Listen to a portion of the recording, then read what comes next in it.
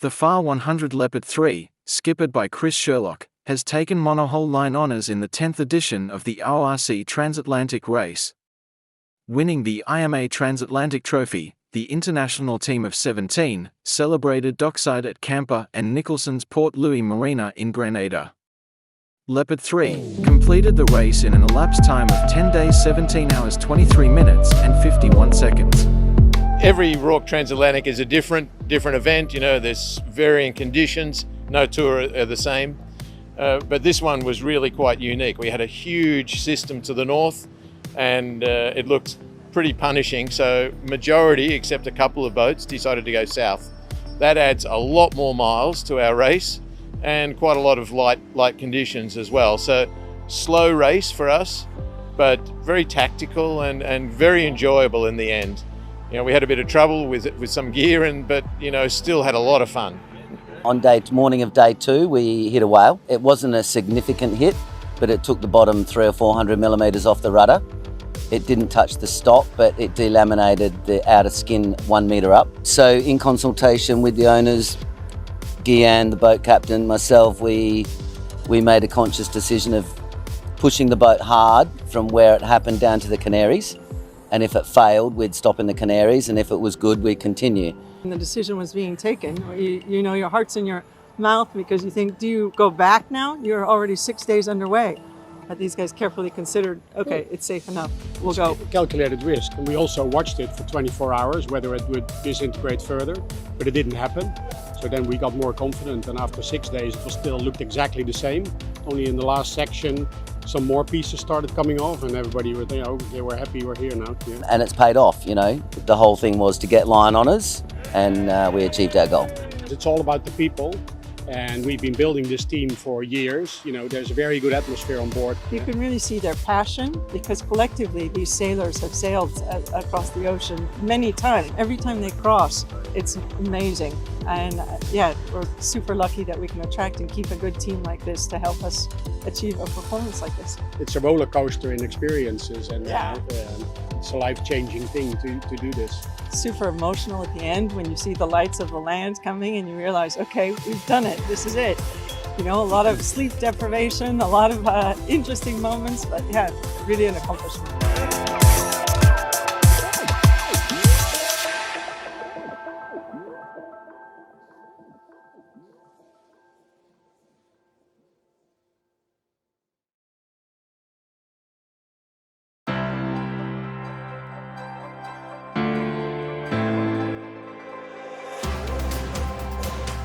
This is your weekly Global Sailing Highlights show, The World on Water, January 26th, Australia Day, 2024.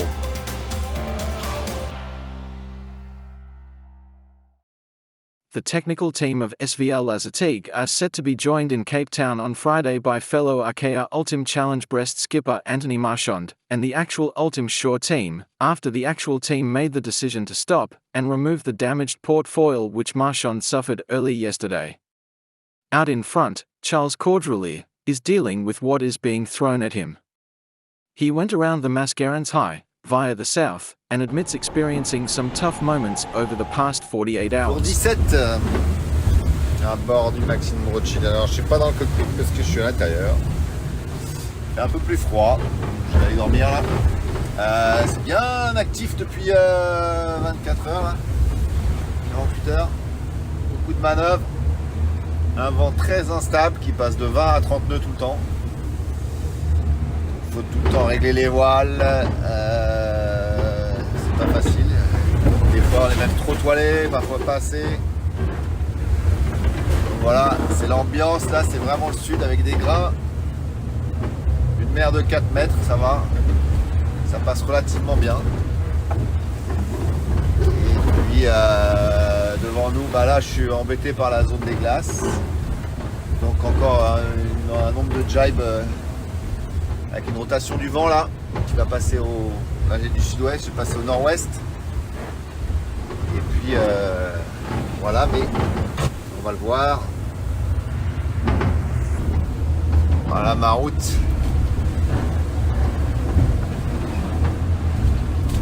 Il y a quelques virages avant là. Quelques jibes partout là. Là c'est beaucoup de temps chaque jibe et maintenant le vent fort comme ça c'est compliqué.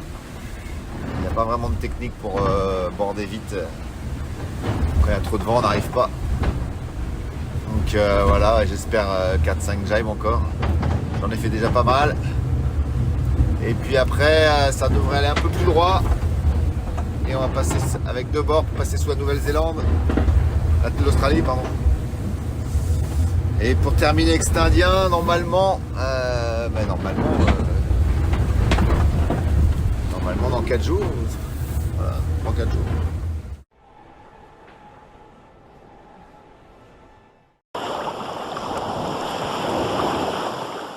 With their final card, Wing 04, hanging off the starboard arm, and their Wing 03, on port, Emirates Team New Zealand have been keen to begin pushing into the analysis of both, with key decisions needing to be taken soon, on the do-it-all foil, that will feature on their in-build AC-75, for the defense of the 37th America's Cup.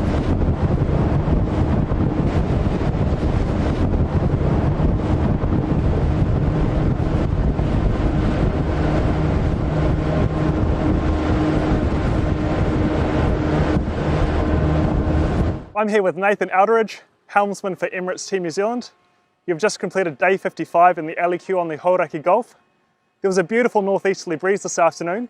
About 20 minutes into the session, you did a bear away on port on your new starboard foil on the southeast side of Rangitoto Island and became somewhat unstable. You put the other board down and then did what looked like an extended wheelie before stopping in a rather out of control sequence. Is that a fair summary? And tell us what happened there. I know we're in control the whole time during that. No, it was yeah, a bit of a control system issue today. These things happen from time to time, and yeah, we managed to get both boards down and spin the boat head to wind before having any issues. But yeah, got quite a bit of heel, as you probably saw.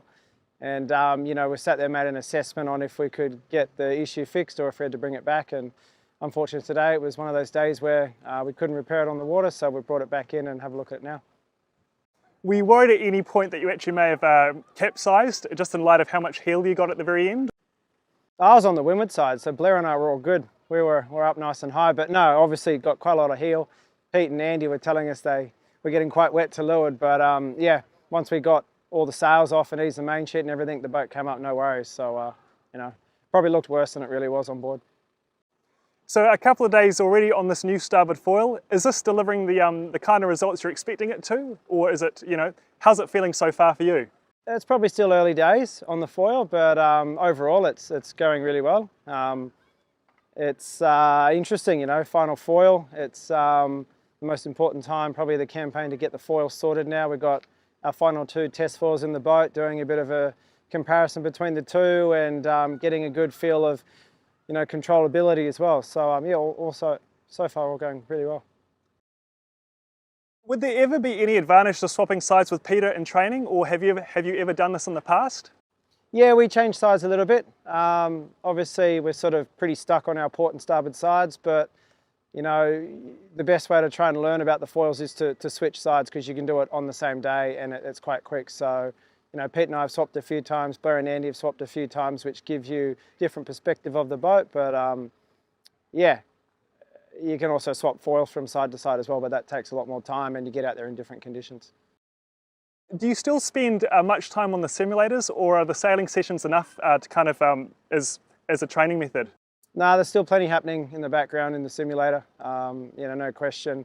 Use the sim for race training a little bit, but also for development. So yeah, probably what you see is only half of what's really going on. And in light of today's session, do you think there'll be any further sailing sessions this week? Yeah, I hope we get back out again tomorrow.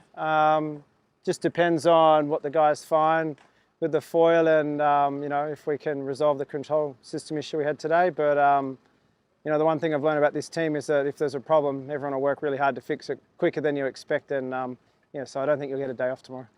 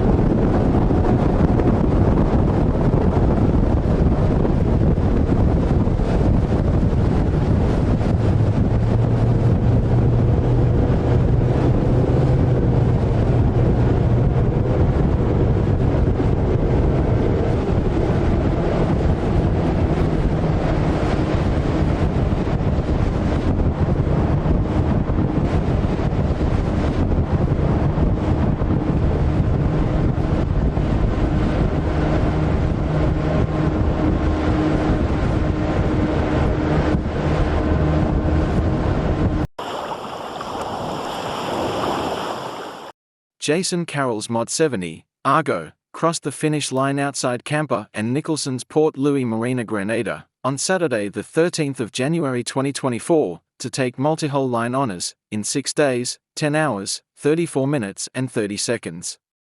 Carroll has been racing Mod 70, Argo, for about 6 years, with much the same team, and has won prestigious races such as the RORC Caribbean 600 and the Transpac, but this is the first time that Argo has taken Monohull Line Honours for the RORC Transatlantic race. Sailing a Mod 70 is an experience that it's very hard to replicate in any other setting. It's just a really exhilarating experience to travel that fast over the water, just kind of pure adrenaline. So getting to do it for 3,000 miles across the Atlantic, it's a thrill the whole time. Well, these boats are incredible, frankly, and especially now that we've put foils on the boat, they're so powerful. Blasting across the Atlantic is just amazing. It's a dream, but it's not easy. By no means. Tough one, tough mentally at times. There was some illness on board. That was a challenge, and the last 2 days of the race were quite rough and conditions that we really hadn't seen before. So we weren't quite sure how to mode the boat, how to keep things safe and under control.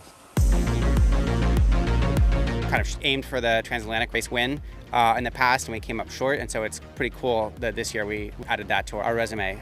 It's a big challenge in sailing, and it's great to have a race win crossing the Atlantic. They're great racers, they're very good people. They're friends before they're competitors. We've been sailing against Argo in a number of different categories for a number of years. What did JFK say? We're not doing it because it's easy, we're doing it because it's hard. I think the same applies here. That's why we're trying to do our program together with Argo, because the point is being together and possibly with other mods so we can have a proper race. And we lose most of the time, but that's okay. It's part of it. To finish the race, everybody has to perform at 100% for 7 days straight. On Argo, we tend to see the helming position as one that you take a few minutes to kind of settle into and get up to speed, and then after an hour or so, you are exhausted. And so we usually have about an hour cycle on, and particularly at night, it is a very tiring experience, and you lose your focus after about 45 minutes or an hour. And so we think it's best for us to just continue to rotate drivers. We went through a significant upgrade to the boat just before this Transat. We were in refit period for 6 months. We had some new foils and new T-rollers fitted. Left the shed, delivered straight down to the start of the race. So the race was our playground to kind of get to know these new foils. It was a pretty steep learning curve, is the honest truth. We probably had similar problems than in the past that they had on this trip. But I think it's just a little bit of a learning curve, and they'll pick it up and make a couple little adjustments, and it'll be all great for them. I think what we did for the last 2 days is cut down on the distance between them and us. I think we'll try and emulate this and continue on that path.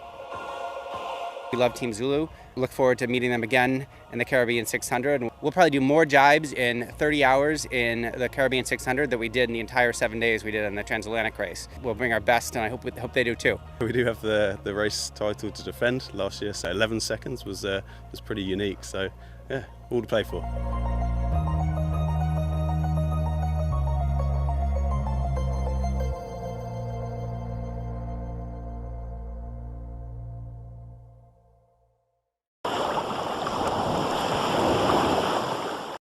The town of Mount Pleasant and city of Charleston are rightfully proud of the Grand Prix sailboat racing regatta that has become a fixture of the region.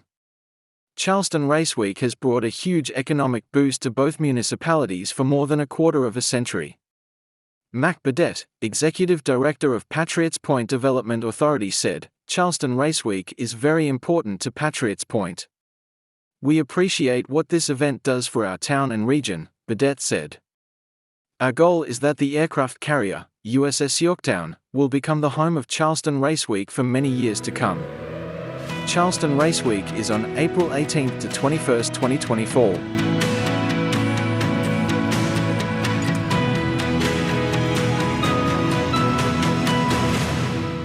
Today, I am delighted to announce a groundbreaking partnership between Patriots Point and Charleston Race Week.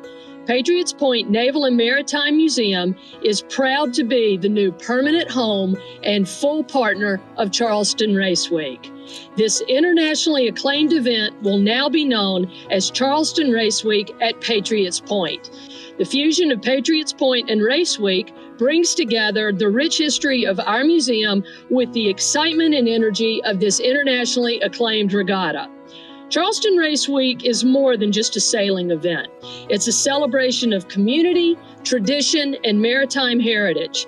The USS Yorktown is the ideal location to bring our community together with sailors and guests from all over the world. So Charleston Race Week, right here in Mount Pleasant, keeps that connection of the town of Mount Pleasant, our blessed connection to the ocean. And what is better or more environmentally friendly than to raise your sail and capture the wind and ply the waters of Charleston Harbor for Charleston Race Week. There is no better sailing venue. There is no more beautiful place to watch the sunset than from here over our beautiful partner city of Charleston. And it's important that the whole Mount Pleasant community understand what Charleston Race Week is. It's an international event, a very good thing for Mount Pleasant, for Charleston Race Week, and for our cultural heritage to sailing in Mount Pleasant. People are coming from 27 different states, 12 different countries. It really comes down to the quality of the racing, and we provide some of the top race management in the country and internationally as well. So that's built our reputation. And these are world-class sailors. This scale, it requires a large venue, so this just makes it work. And it probably has about a $5 million economic impact to the area. Very significant by having the Yorktown, because it's going to allow us to get the general public involved in the sport. You don't have to own the boat. You know, there's a lot of crew on these boats, and it's a great team sport, so it's easy to get involved. But I hope you come away with a better understanding of why this event's such a great event and why this partnership is so important. And thank you again, Mayor Haney and Allison, for this great opportunity. You know, I don't know of any other event that's on an aircraft carrier.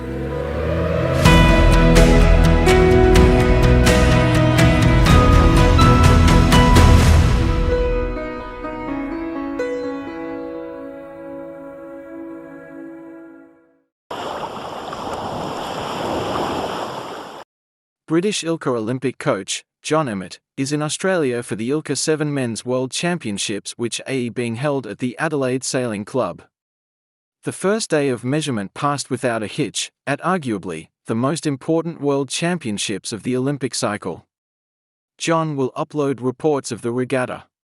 Hi, I'm John Emmett. I'm delighted to be here at Adelaide, and this is the final World Championships before the Olympic Games. So the Olympic Games being in the summer, we normally have a World Championships in the Olympic year, nice and early, so it's great to be in Australia. And I don't think I can overstate how important this event is. So for a lot of people, this will be their opportunity to qualify their country for Olympic Games. 7 countries are going to get that opportunity. But for those sailors who've already qualified the country, for a lot of them, they're going to be in trials to decide who will have that honour to represent the country at the Games itself. And if there's a few sailors, and a very few sailors will have ticked both criteria, well, they're going to be pretty clean to win it. So it's going to be an amazing competition. World's places take priority, so if anyone here who didn't get a place at the last Worlds and does get a place here at this Worlds who's already qualified at regional level, that will go down to this next person on that region. So yeah, a bit of competition going on here, and I'm going to be there every day doing videos talking you through the championships.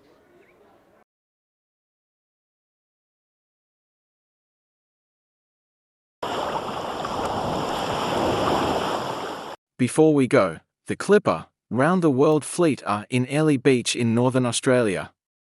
Also in that area is Cyclone Caudrelier, a 165 km/h winds, severe tropical cyclone. Needless to say, all the boats are staying in Airlie, and the crews are hunkering down, expecting to be hit by the cyclone's damaging winds. We wish them good luck as the cyclone passes.